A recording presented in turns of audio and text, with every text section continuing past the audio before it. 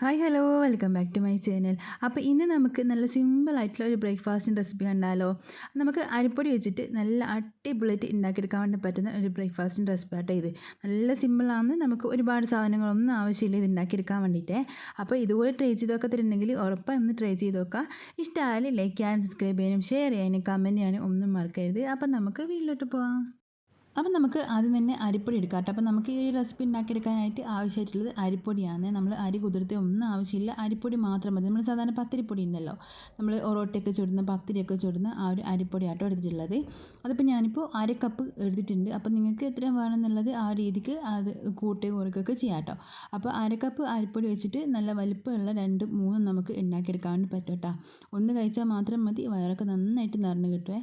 അപ്പോൾ അതുപോലെ നമുക്ക് 3 ഇതിൽ ഉണ്ടാക്കിയെടുക്കാൻ വേണ്ടി പറ്റും. അപ്പോൾ ഞാനിപ്പോൾ ഇതിലേക്ക് 1/2 കപ്പ് അരിപ്പൊടിയും 1/4 കപ്പ് റവയും കൂടിയും ചേർത്ത് കൊടുക്കുന്നുണ്ട് കേട്ടോ.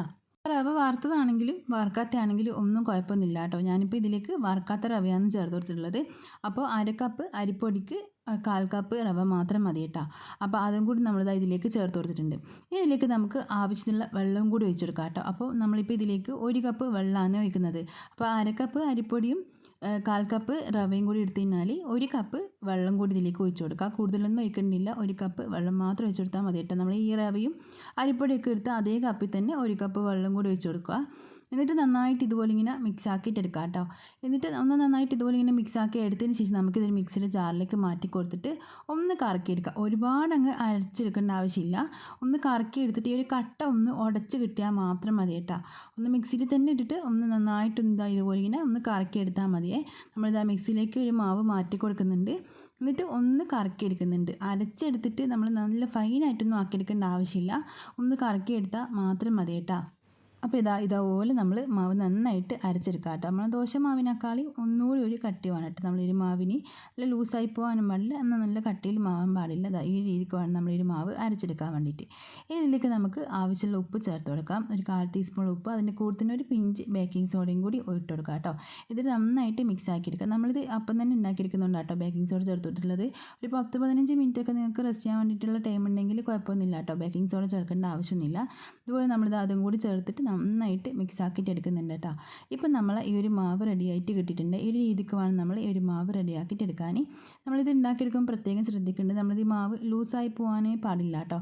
എന്നാൽ കട്ടി കൂടാനും പാടില്ല. എന്ന് വെച്ചാൽ ഉൾഭാഗം അപ്പം വെന്ത് കിട്ടില്ല. ലൂസായി കഴിഞ്ഞാൽ നമുക്കിത് വിചാരിച്ചാൽ ഉണ്ടാക്കിയെടുക്കാനും പറ്റില്ല കേട്ടോ.